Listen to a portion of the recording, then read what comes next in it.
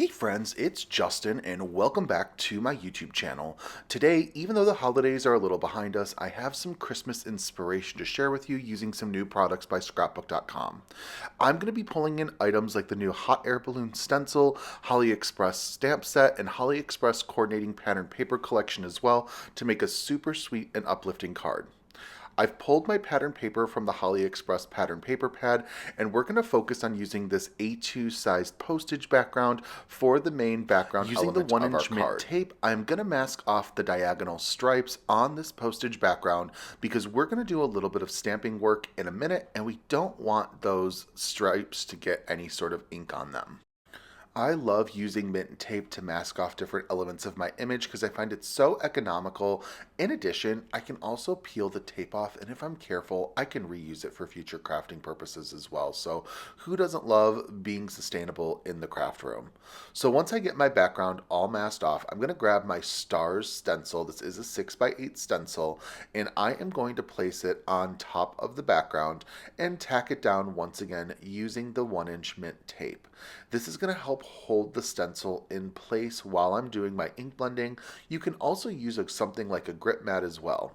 I'm going to pull in Cotton Candy ink by Catherine Pooler and lightly blend over the stencil so I get light pink stars for my background. I love the Catherine Pooler Party Collection. I think it's super fun, and this card is actually going to pull in the Party Collection, the Spa Collection, and the Neutral Collection all into one project. Once I'm satisfied with how I've blended on top of the stencil, I go ahead and do a good old peel reveal to show what the stencil did with the paper underneath. And I've got a soft pink star background just like I had intended. So after that, I'm going to pull in the Holly Express stamp collection from scrapbook.com, and I'm going to start by using some different Catherine Pooler ink colors, starting with the rouge to stamp out some of the stamp elements.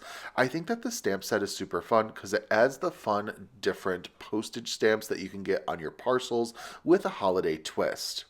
We're going to move on to On the Lake, and I'm going to add a couple more stamps in different colors to really try to utilize all of the different stamps on the collection for the stamp set. So I've got two more of the stamps added to the card, and now I'm going to pull in some macchiato ink. This is from the Neutral collection, and we're going to use this to stamp out some of those postage lines.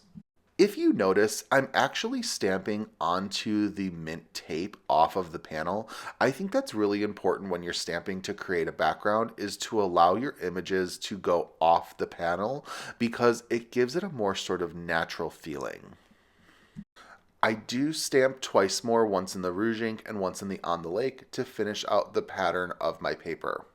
I pull in some liquid turquoise blue paper splatter watercolor and I put it onto a round acrylic block, wetting it with a little bit of water and then picking it up with a clean watercolor brush to begin splattering onto my project.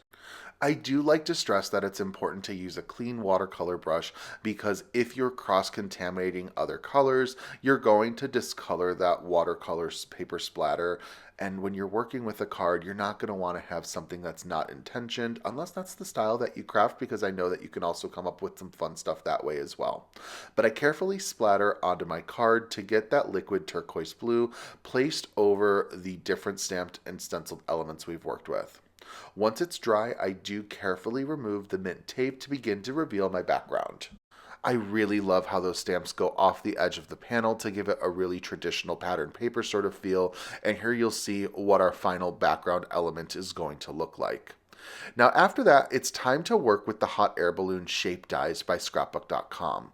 Pulling in those patterns of paper that I selected from the Holly Express A2 pattern paper pad, I'm going to use the confetti on light pink background for the main body of the hot air balloon, and I will go ahead and tack that down with some mint tape as well.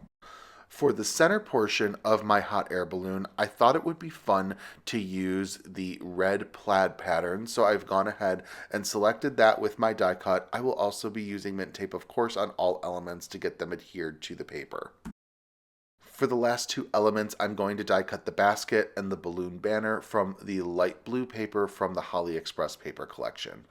I also like to trim the die cut element paper into smaller pieces because this allows me to utilize more space on my cutting mat. I am using the Rose Quartz Platinum Scout to go ahead and die cut my elements out since most of these die cuts are fairly small.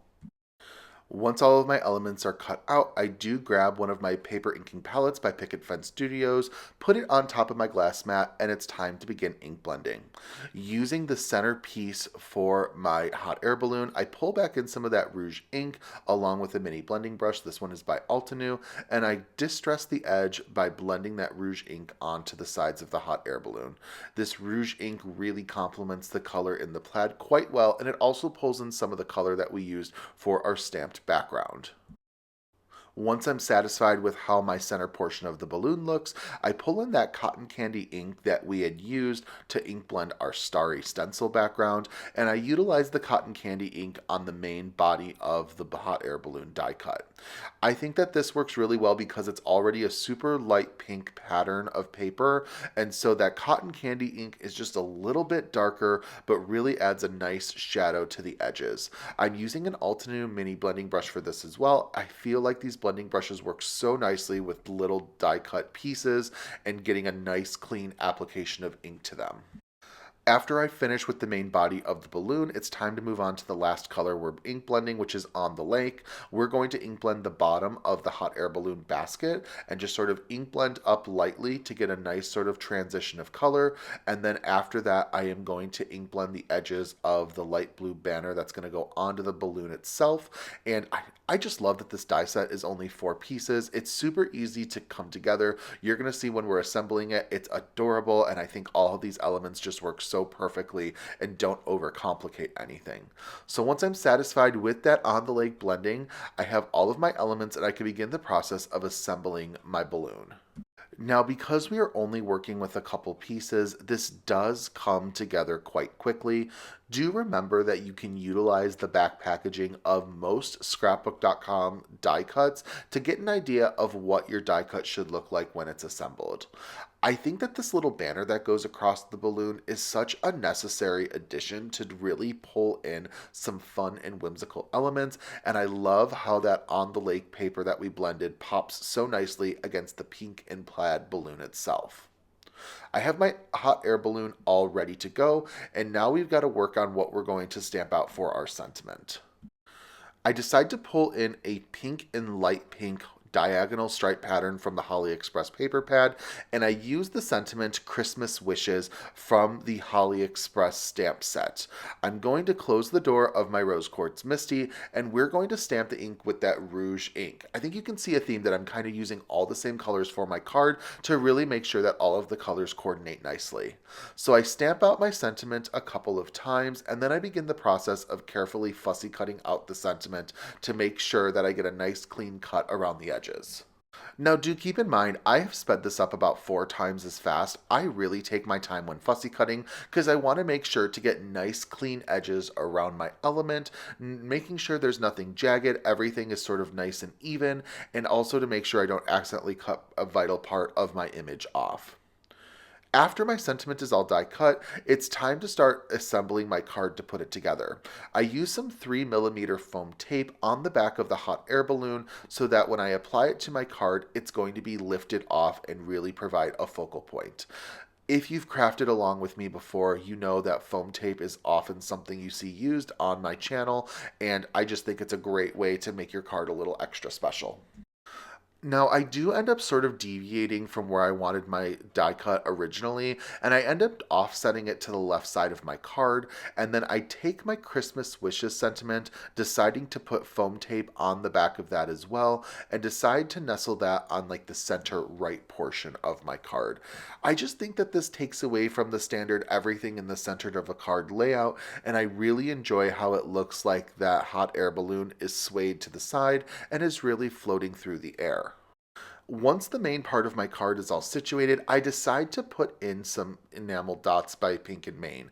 These are glitter enamel dots. Pink and Main has a fantastic collection of embellishments to use, and I go through my stash and find a pattern that works really well for the colors that we're using in this card. I love that this is kind of like a traditional yet non-traditional Christmas mix of colors. You can't find green, but you can find a lot of blue greens, and I think it's super sweet. We're going to adhere our card to an A2 sized card base so that it's ready to be sent off for a friend for the next holiday season. And there you have it. Our card is fully complete. I hope this card provides you with some fun inspiration as to how you can use your Christmas products to craft all year long and build up that holiday stash once December rolls around. Now, don't forget to like and subscribe and follow me on Instagram if you haven't already. Also, all of the products used in today's video can be found below. I greatly appreciate you using those links as they do help support me in my crafting at no additional cost to you. Once again, thank you for stopping by and happy crafting. Goodbye.